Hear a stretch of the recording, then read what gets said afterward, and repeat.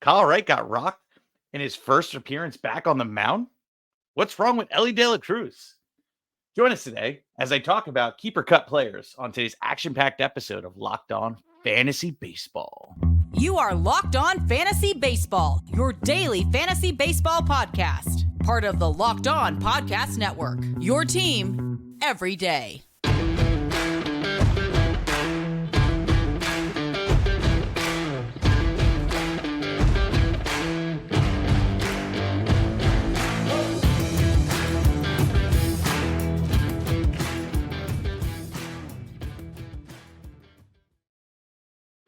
Hello, fantasy baseball fanatics, and welcome to the Locked On Fantasy Baseball podcast, brought to you by Locked On Sports Network, your team every day. As always, you're your number one source for all fantasy baseball knowledge, and thank you for making us your first listen each and every day. I'm your host, Matthew Ane, and you can find us on all social media platforms and podcasting apps. Please leave a 5-star rating or review on Apple or Spotify or wherever you may listen. It really helps support the show. And if you're watching on YouTube, please click the bell below so you get alerts when we drop a new episode, and it subscribes you to the channel. Also, please, guys, check us out on Subtext. It's a more in-depth, personalized experience with the Locked On podcast here, and it'll really help you sort of get that Locked On Fantasy Baseball championship. So, make sure you check that out, and, let's get you that championship this year. But all right, we got a really good one here today. We're going to make it short, sweet. You guys know how it is with me. If you guys are an everydayer, I like to do lightning rounds, like to get you in and out, get you the baseball knowledge, and call it a day. And we got a bunch of names here that I have a bunch of questions about. And some people, you're probably wondering, what do I do with them? And let's start off with the guy that just returned off the IL, and that's Kyle Wright.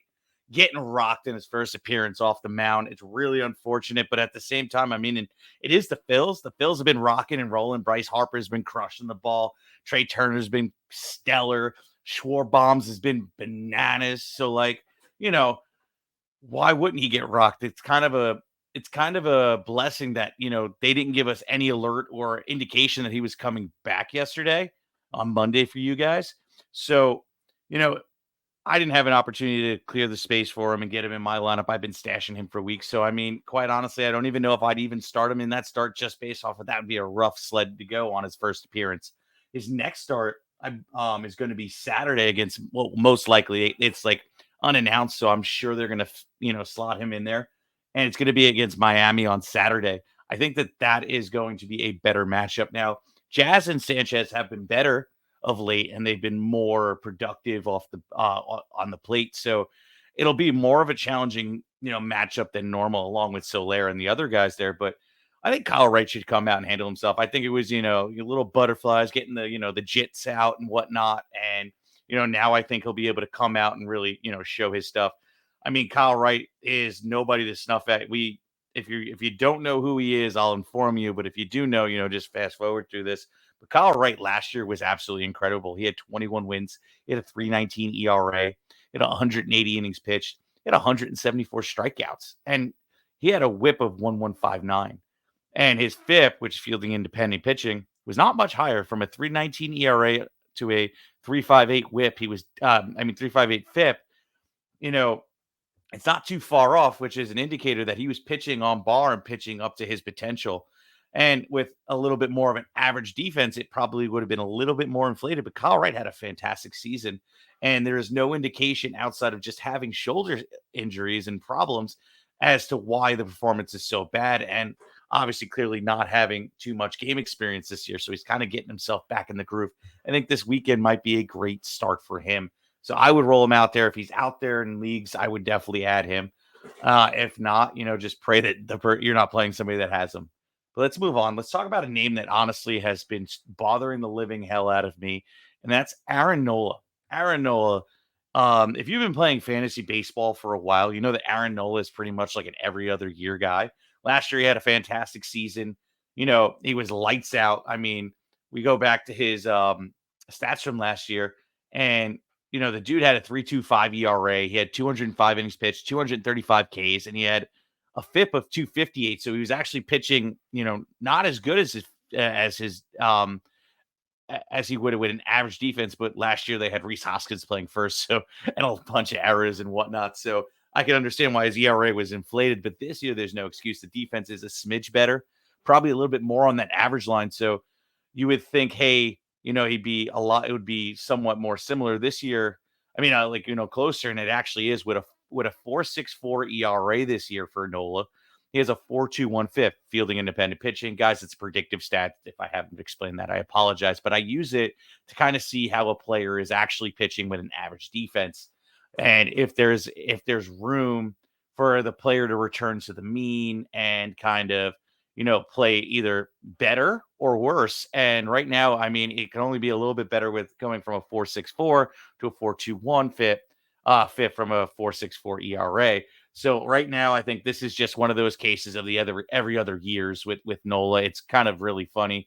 Like this year, 4.64, last year 3.25, year before that 4.63, then a 3.28. Then in 19, he somehow pulled it together and had 2 seasons under 4. Funny enough, a few seasons actually, but it's just been the last couple of years where it's just been like, dude, what's going on here? But it is what it is with Nola. Nola is just who he is at this point, and um, his next start this Friday is St. Louis, which is a great start. But then next week during the championship week, it's against Atlanta, and I don't want to roll him out there. I mean, yes, Nola's an ace. Yes, Nola has the upside to roll out there and shut down Atlanta. But the thing is, I don't trust it. And being in the championship week, I'm not going to drop him, and probably till the day of that start. If I need the space, like I will probably drop him in a redraft league, but I'm not going to drop him to go on to the other team. I'm going to make sure that Nola is not going to be available against me, essentially. So don't drop him at all. Start him this Friday, but next week drop him when you need him in redraft league, when you need to replace him in redraft leagues, but after his start or the day of his start, drop him. Don't do it before or after, because God forbid he does decide to go off and I'm giving you bad advice, which again, this is not really like whether I think he will or not, which I mean, if I'm really being honest, I don't think it's going to be a good start. I just rather him have a really good game on my bench or after I've dropped him on the day of his start next Wednesday on waivers than blow up in my starting lineup and screw up my ERA for the week in the championship week. So like Nola, I think, is just a no-go next week, but I would start him this week against St. Louis. But let's move on here. One last guy before the break, and we're going to talk about Nathan Eovaldi. Nathan Eovaldi is an odd one here. He's just coming off the IL. So, there's not too much expectation other than he's had a really great season for the Rangers. And you know what? This is more of just what they're going to do to try and make sure that he lasts through the playoffs. And they have him on a pitch count. The last outing he had, he went, 2 innings? And on the 9th, the inning before that, the game before that, 1.1 innings. Like, he's on a pitch count. The last game was 45 to 50 pitches. So his next start is Thursday, and he's going to probably be on another pitch count, maybe get to, from 2 to 3, maybe clinch and kind of inch his way to 4 innings pitched, which really, I don't know if I want to have him on my lineup, but who knows? Maybe they unleash him the next week against the Red Sox, which is a better matchup. And I'm sorry. Yeah, better matchup. And I kind of want to roll him out there. But then he goes up against it should be a 2-start week against Seattle. And then I'm probably dropping him because I don't want to play him against Julio. So essentially, roll him out there. He probably won't annihilate your ERA, probably will get you a couple Ks. But, if you're in one of those leagues where you're limited on how many innings you can have in the year, or if there's a better option for like, the weekend, if you do like every 3 days, then I'm probably not rolling out Eovaldi. I'm going to get somebody that can do a little bit more, pretty much an innings eater versus Eovaldi at this point. So, but next week, I think the upside for the Red Sox is nice, but I probably wouldn't start him against Seattle. And we'll talk about this again probably next week. But let's move on here. Before we move on to, pitcher that everybody has questions marks about, will he return from his injury? Another pitcher who will he have a really nice start next week and a bunch of bats that we need to talk about as well, such as we mentioned at the top, Elly De La Cruz, what is going on with him. But before we do, get ready for the NFL season with incredible offers from FanDuel, America's #1 sportsbook. Right now, new customers can bet $5 and get $200 in bonus bets guaranteed. Plus, all customers who bet $5 get a $100 off NFL Sunday ticket from YouTube and YouTube TV. Sweet deal. Now is the best time to join FanDuel. The app is super easy to use, and you can bet on everything from spreads, player props, and more. So visit FanDuel.com/LockedOn and kick off the NFL season with offers you don't want to miss. FanDuel, official sports betting partner of the NBA. Of the NFL. All right. Dear everydayers and new listeners, we have an incredible opportunity for you guys to help support the show. If you want to enjoy some awesome perks, then you want to check out the Diamond Club on Subtext. Become a member, and you are not only contributing to the show's success, but you're also you have access to exclusive benefits. Get your hands on waiver wire rankings, call up alerts, injury updates, instant reactions, and enjoy direct access for all those burning fantasy questions. Plus, you can try it out for completely free for 14 days. That's kind of a no-brainer since we're in the playoffs weeks, right? With this week, you got to make it into the championship, and next week, get all those questions out so you can win that championship. So join now. And honestly, guys, also too, it's really great getting to know you guys, and your support means the world. So if you could just join the subtext and hang out with us on there, it'd be great, and we could help take your team to the new heights and get you that championship. So check out the Diamond Club on Subtext, please. But all right, guys, we have another half to the show, and let's get it rocking and rolling here. And let's talk about Mr. Yu Darvish. My guy had an elbow injury, and it's really not looking great for Mr. Yu.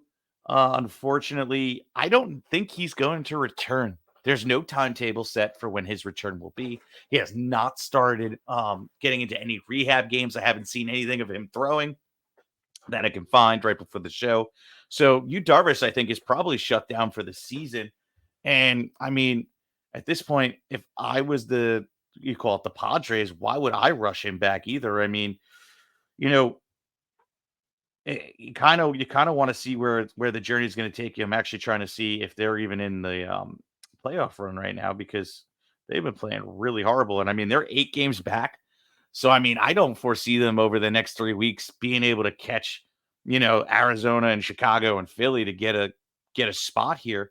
So I think, to be honest, there's no incentive to bring him back, especially with him being in almost last in that division outside of the putrid Colorado Rockies. So, quite honestly, I don't think Yu Darvish has returns at all. I think in redraft leagues, you could probably drop him. And honestly, I don't even know if I'm even willing to, hang on to him for keeper leagues. Dynasty, you don't drop him. He still has value in that aspect. But for keeper leagues, if I'm considering who I'm going to keeping, if I'm in an 8-man keeper, 6-man keeper, Yu Darvish is no longer at that tier where I'm going to consider him elite.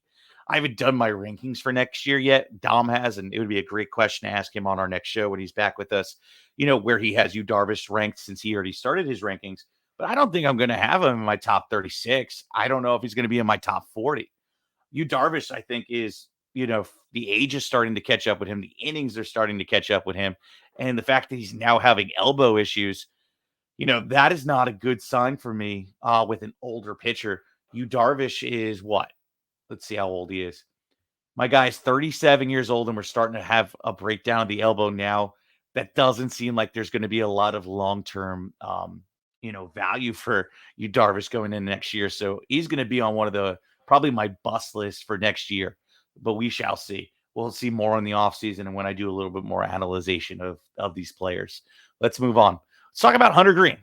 Hunter Greene, honestly, he's actually been pretty good outside of his final 2 starts. No, I'm sorry, from August 25th and 20th starts. Sorry, guys. My brain is not all good here today. You got a 2-year-old. It really takes a lot out of you. But anyway, his last 2 starts against St. Louis and at San Francisco were great starts. You know, I think that he really held his own. He's really starting to, pick up the pieces here and kind of piece together his season. So, he dealt with a lot of injuries this year because he only made it about 91 innings this season versus 125 last year. I don't even, he might break 100 this year. But I think, he might be able to, start getting things back and rocking and rolling for him. And he's got the Mets. So, like, it's a decent matchup. The Mets have been, kind of wishy-washy. He plays on Friday, and then I would definitely roll him out there. I'm not fearful of that. He's going to get you a lot of strikeouts. If he gives up some runs, it is what it is. It is at the Mets at Citi Field, which is a better pitching park versus him pitching at home, and Great American Hitter Park. So I think Hunter Greene is a great start this week. Next week, though, he plays the Twins. That's kind of like a so-so. I forgot. I didn't write down where he was pitching. If it is at home, I'm definitely not starting him. The Twins obviously have been rocking and rolling. Royce Lewis, stud. We all know. I don't even need to start drooling over him. We all know how I feel. So I don't know if I'm willing to roll him out, even though Hunter Greene's got gas for days. But it's just one of those things. But let's move on here. Let's talk about Mr. Nick Castellanos. Casty here. Hit a bomb today, Tuesday for me, yesterday for you.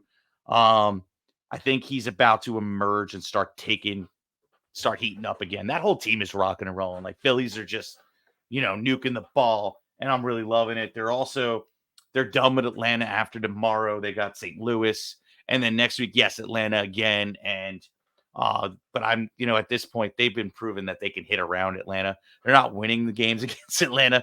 Well, not all of them. At least they did win yesterday. I have one of the two in the doubleheader. But, they're hitting the ball, and they're hitting the ball good. Castellanos is getting put into good position with, players on base. So the ribby potential is fantastic.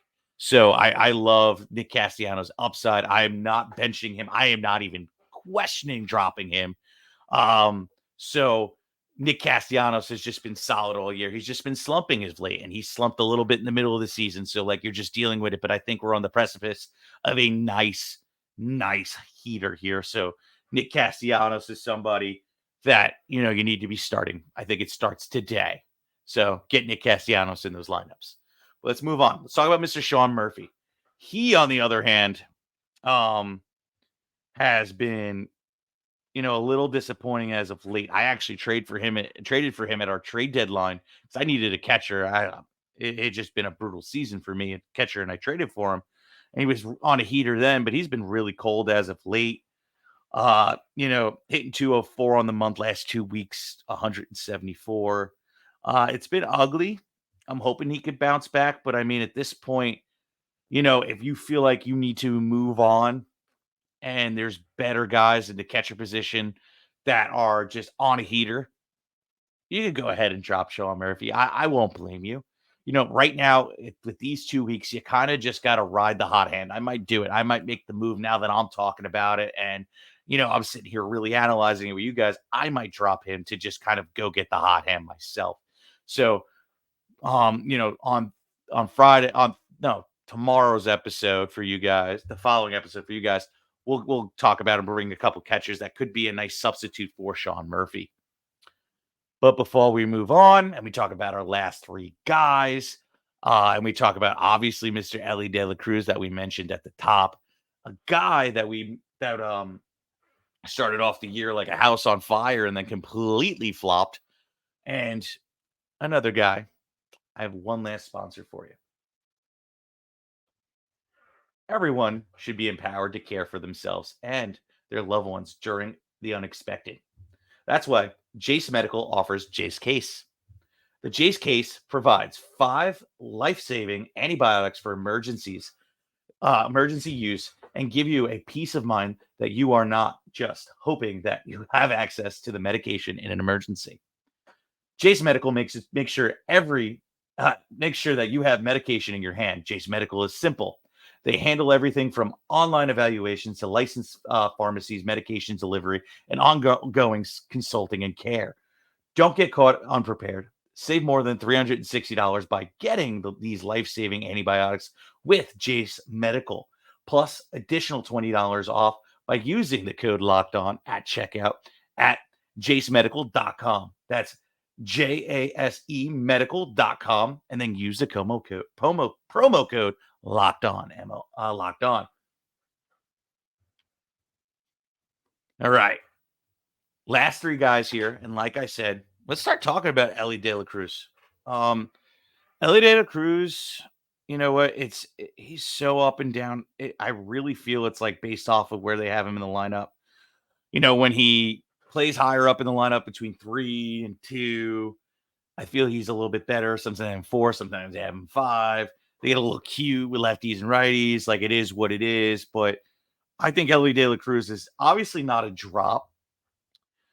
Third base eligibility. Who you really getting out there with third base right now that's going to provide you with any kind of luck or, you know, potential or upside that Elly can?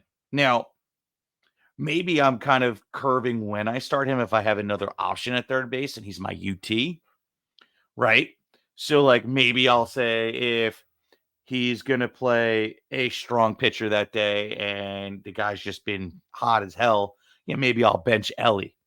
But other than that, I mean, Elly can go off at any point in time. The dude just hits the laces off of the ball. The you know, one of the fastest exit velocity hits, period, this year. So Elly De La Cruz has a whole bunch of upside, not just in the power department, but in the stolen base department, and provides batting average. He's a 5-tool contributor. I love Elly De La Cruz. So 100% do not drop him. But maybe if you're really down in the batting average category, you might want to start matching him up based off of the pitcher that's going that day. But let's move on. Let's talk about Mr. Matt Chapman. Matt Chapman started out like a house on fire this year and then kind of just like took a dump, got hurt, but he hopes to return for this week and from a finger injury. But quite honestly, I mean, he went from, mashing the ball to, doing nothing. And his numbers really did take a hit, but most of these numbers are from the first couple months with 61 runs, 15 bombs, 50 ribs, 3 stolen bases, batting 248. And honestly, he was not batting anywhere near 248 before he got hurt. So Matt Chapman, I don't know if I have him rostered anywhere. Third base, yes, it's maybe difficult, but quite honestly, there's better options right now. I also saw a report that Josh Young might come back next week, and I would pick him up and start Josh Young over Matt Chapman any day of the week because Josh Young has just stayed consistent. Unfortunately, he just got injured. So Matt Chapman for me is a drop if he is owned. He's which he probably is. He's 74% owned on Yahoo right now, but I don't think I'm going anywhere with him. Dom may feel different, and maybe he'll clue us in on another episode this week. But for me, Matt Chapman gone. But let's talk about our last guy here. Let's talk about Nolan Gorman. Gorman, before he got hurt, was on a heater. He's right now day-to-day with hamstring tightness. This is just disappointing. I was so high on this kid, and he was killing it last week with 9 runs, 3 bombs, 6 ribs, stolen base batting 304. So I'm just hoping he can kind of overcome this. I'm not dropping Gorman until I start seeing he's missing about 3-4 days games. Then I'm kind of reconsidering if I need to make that move. If I need to fill it, and he's kind of clogging up a bench spot or a roster spot for me. So because if he misses 3 or 4 games, then we're at a danger zone where he might just hit the IL, and you kind of wasted holding on to him for much longer. So just keep an eye on Nolan Gorman. If he does go on the IL, he's done for the regular fantasy season for at least if you play in an appropriate league.